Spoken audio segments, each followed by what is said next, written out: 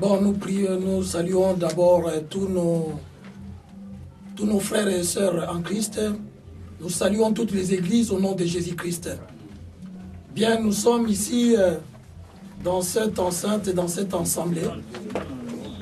L'église primitive qui reçoit aujourd'hui l'association chrétienne Amis du Christ. C'est pourquoi nous voulons encore aujourd'hui glorifier le nom de notre Seigneur Jésus-Christ qui nous a permis que nous puissions nous réunir et faire connaître cette association des serviteurs de Dieu. Ainsi donc, je vais pouvoir parler avec l'apôtre Michel qui vient de la République démocratique du Congo. Je vais lui demander, apôtre Michel, dites-nous quel est votre sentiment, quelle est votre impression pour cet ensemble, pour cette association Amis du Christ. Vous êtes aujourd'hui ici en France et vous faites partie de cette association Amis du Christ. Quelle est votre pensée pour cette association nouvelle des serviteurs de Dieu? Qu'est-ce que vous comptez faire pour cette association?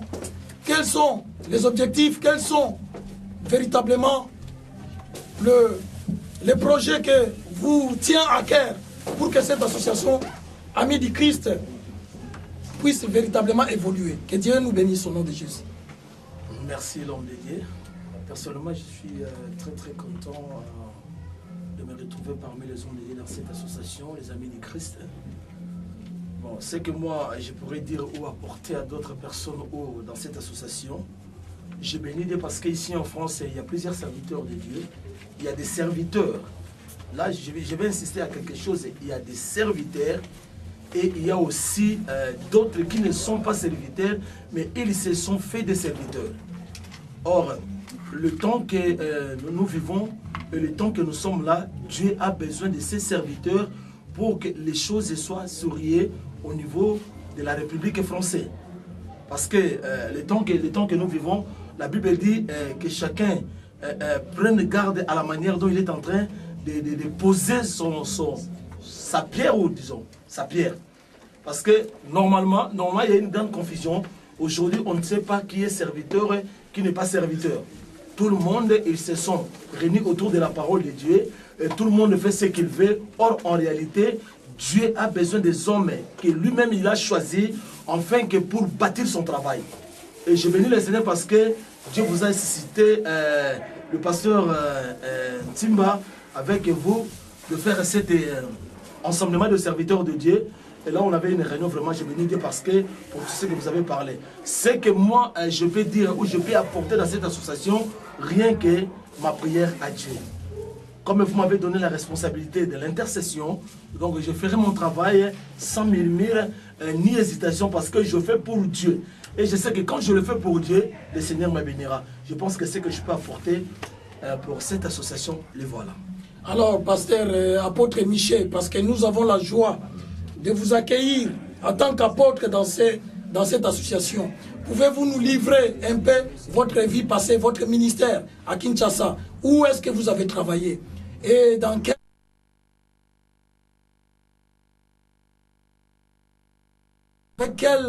avec quelle église, quelle était l'église que vous avez conduite? Aujourd'hui, pouvez-vous nous dire un peu l'état de l'église où vous avez œuvré à Kinshasa?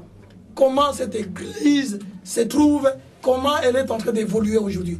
Comment le Seigneur est en train de travailler dans cette église? Que Dieu nous bénisse. D'accord, merci papa. Personnellement, donc mon église à Kinshasa, avant que je sois serviteur de Dieu, celui qui m'a prêché ou bien celui qui m'a fait la délivrance, c'est l'apôtre Manianga. L'église se trouvait en Giringiri, il s'est revenu mon coteau entre Gambela et Chaba. Quelque part là, il y avait l'église. Et après le temps, j'ai travaillé avec le docteur Emakama à Kasavubu sur Sandoa. Et quand j'ai quitté le docteur, Dieu m'a donné la permission avec l'autorisation du docteur Kama. Pour le moment, il est à Belgique. C'est lui qui m'a consacré comme étant serviteur de Dieu. Et maintenant, mon église se trouve à Kinshasa. Donc, plus précisément, dans la commune de Kalamu, je serai venu mon pendant numéro 34. Il y a plusieurs églises. J'ai une église à Kimbangu, à Kasavubu, Lemba, Beaumarchais. Il y a au moins 5 ou 6 églises. Donc pour le moment, l'église évolue très bien. Il y a des enfants que j'ai laissés là-bas, ils sont en train d'évoluer. Et Dieu m'a fait grâce et j'ai quitté Kinshasa pour aller Brazzaville. Brazzaville et Pointe-Noire, Bénin, Togo, Maroc. Et puis je suis arrivé ici. Donc je suis toujours dans l'évangélisation. Voilà un peu ce que moi je fais dire. Donc mon église se porte très bien par la grâce de Dieu. Voilà. Aujourd'hui, apôtre Michel, qu'est-ce que vous d'une manière brève, qu'est-ce que vous souhaitez pour Amis du Christ dans le souci qui est celui de rassembler tous les hommes de Dieu afin d'élever l'évangile dans ce pays, la France? Comment comptez-vous vous y prendre dans cette démarche à laquelle l'association Amis du Christ s'est engagée? Bon, personnellement, à ce que l'association du Christ s'est engagée, l'association du Christ a besoin seulement que le serviteur et les servantes, eux les enfants de Dieu, qu'ils marchent convenablement comme la Bible dit. Parce que la Bible dit, au moment où nous sommes, donc nous devons marcher dans un même esprit, même sentiment, même accord. Donc pour moi, ce que moi je peux apporter, c'est l'unité. Parce qu'actuellement, l'Église ne sont pas unis. Comme Dieu vous a cité, que nous travaillons dans cette association, et ce que moi je peux apporter, c'est mon unité dans cette association et dans l'unité de tous les serviteurs de Dieu, contrôler les choses selon la parole de Dieu, afin que Dieu nous puisse affirmer dans sa grandeur. Voilà ce que moi je peux dire. Enfin, pour la République démocratique du Congo, pour les églises de la République démocratique du Congo, quelle est votre parole d'honneur que vous pouvez aujourd'hui transmettre à ces peuples-là de la République démocratique du Congo? Et quelle parole vous pouvez aussi transmettre pour le peuple français, pour les églises de la France? Enfin. Pour les églises de la France, ce que moi je peux dire à l'église de la France, que chacun de nous, comme serviteur de Dieu ou servant de Dieu, soit un enfant de Dieu, que tout le monde soit prudent. Parce que les temps sont vraiment mauvais. Les temps sont mauvais. Celui qui n'est pas prudent vraiment, il sera perdu. Et pour notre église, ou soit pour notre pays, comme la République démocratique du Congo, c'est que moi je dirais à tous les Congolais, nous connaissons Dieu. Mais ce qui est important, nous avons la connaissance, mais nous devons faire encore une rétrospection, de retourner pour remettre les choses à la place qu'il faut. Surtout à ce qui se passe au pays actuellement. Moi, personnellement, ça me fait mal. Ça me fait mal de voir comment ça se passe là-bas. Mais je sais qu'avec la grâce de Dieu, comme on est là, que chacun de nous bâtit l'œuvre de Dieu selon la volonté de Dieu. Amen. Que Dieu vous bénisse. Merci. Oui, évangéliste Djombi, nous avons la joie de vous accueillir dans cette association Amis du Christ. Nous voulons, évangéliste Djombi, que vous puissiez nous dire aujourd'hui quel est votre sentiment, quelle est votre impression aujourd'hui en se retrouvant au milieu de cette association Amis du Christ. Quelle est votre pensée? Je peux d'abord vous dire que je suis ravi et je suis en même temps surpris de notre Père.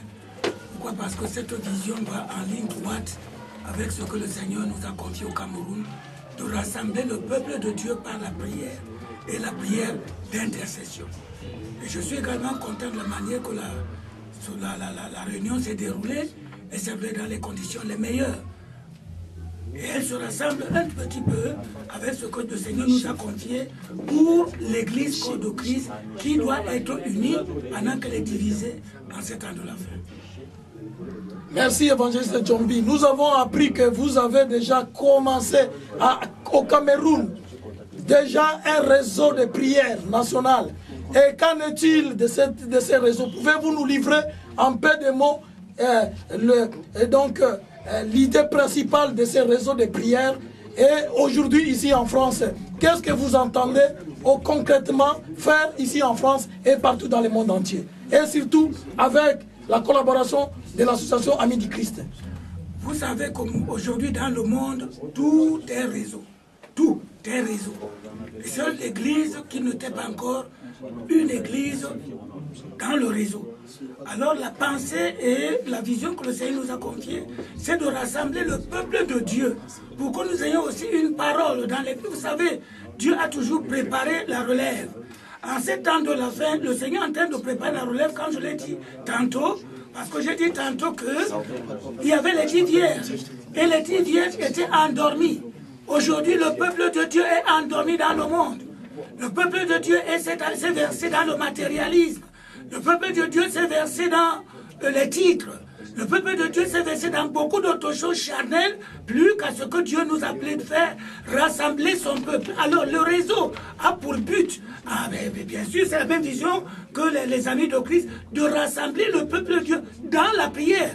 Parce que la prière n'a pas de frontières, la prière n'a pas de dénomination. Et nous serons tous unis en priant les uns pour les autres. Nous prions par exemple pour la France, au Cameroun. Mais est-ce que nous connaissons les réalités réelles de la France? Non. C'est ainsi que vous aussi, vous aurez à partir ici, en France, le réseau national de prière de la France ou alors française, ayant pour but d'amener ce réseau dans les villes pour que chaque église ou alors chaque ville puisse prier pour les réalités de sa ville. Amener le royaume de Dieu dans cette ville. Jésus a dit, non, Dieu avait dit l'autre jour, non, c'est Jésus qui avait dit que l'évangile commence de Jérusalem, de Judée, de Samarie et dans les esprits du monde. Aujourd'hui, nous allons dans les esprits du monde et en oubliant nos Jérusalem, nous oublions nos villes. Nous commençons par nos villes. Comme vous êtes ici, la France, c'est votre nation. La France, cette ville, c'est votre ville. Vous devez prier pour cette ville et continuer, etc. dans les autres villes et dans les autres nations pour y amener le royaume de Dieu. Parce que nous avons pour but que le royaume de Dieu vienne, que le règne de Dieu vienne. Paul dit dans 1 Corinthiens qu'il faut qu'il règne. Il faut que le Seigneur règne. Et c'est le devoir de l'Église. Il faut que le Seigneur règne. Amen. Nous bénissons le Seigneur parce qu'il est le Dieu vivant. Amen. Il est le Dieu qui a créé le ciel et la terre. Oui. Nous sommes heureux de vous écouter, évangéliste Djombi. Oui. Et nous sommes ravis encore de vous recevoir au sein de cette association Amis du Christ. Oui. En tant que conseiller. Merci. Et en tant que membre de cette association. Je vous donne la main de l'association et vraiment, je vous dis, je suis ravi. Ça fait 2 fois que je viens, moi la 2e année que je viens à Paris pour cette mission, mais pour une fois je suis ravi parce que Dieu est le même. Amen. Amen. Amen. Amen. Que Dieu vous bénisse. Cher évangéliste Mardoché, je vous salue au nom de Jésus-Christ. C'est l'apôtre Ranja Boridovic. Donc c'est avec joie, bien aimé, vous êtes membre de l'association Amis du Christ. Dites un peu au peuple de Dieu qui nous écoute, qui nous voit, qu'est-ce qui vous a poussé à pouvoir adhérer dans cette association Amis du Christ? Oui, mais d'abord, ce n'est pas question de fanatisme ou quoi que ce soit. C'est que je crois que c'est d'abord une grâce particulière, parce que le fait que je fasse partie de cette association, ce n'est pas par mes efforts ou par les biais de qui que ce soit, mais c'est un contact qu'on a eu avec le pasteur Nsimba, on a eu à parler les jours. Et je crois qu'il a été inspiré, touché par ces petits moments où on a eu ensemble. Et moi, je n'étais pas surpris, mais une fois, il m'a appelé. Il m'a dit si tu peux faire partie de l'association. Et je me suis dit, mais pourquoi pas, il apportait une pierre par rapport à une vision que j'avais trouvée vraiment bien. Parce qu'il faudrait déjà qu'on pense comme le Seigneur. Comme une fois le Seigneur l'a dit, quand il y avait construction de tour de Babel, et le Seigneur a dit, voilà comme les fils des hommes commencent à se réunir. Maintenant, rien ne leur sera impossible.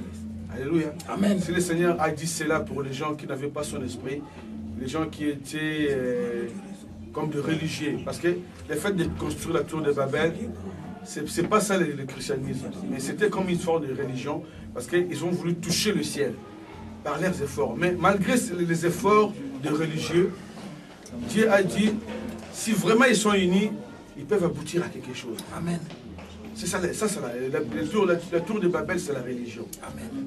Mais la religion, Dieu détermine qu'en étant unis, ils sont capables de beaucoup de choses. Et la preuve, nous voyons aujourd'hui beaucoup de ces sectes, beaucoup d'églises qui sont dans l'hérésie, qui sont vraiment dans l'apostasie, mais demeurent toujours. Et tu peux compter des années, une église, une assemblée ou, je ne sais pas moi, une association qui est vraiment dans l'apostasie, dans l'hérésie, mais il fait des années, 100 ans depuis qu'ils sont là. Mais à combien plus forte raison, nous qui sommes dans le christianisme, qui est la vie. Alléluia. Amen. Si nous sommes vraiment réunis, nous pouvons ébranler des nations. Alléluia. Je dis, pourquoi pas, j'apporte une pierre par rapport à cette vision. C'est pour cela, humblement, de temps en temps, quand il y a une réunion, il m'appelle. Et je viens, je crois que franchement, par rapport à toute la vision que vous avez étalée ici, je crois qu'il y a des grandes choses qui sont devant, qui ne sont pas encore commencées. Alors moi, je suis fier et je suis très content de me savoir être vraiment pionnier de cette association. Parce que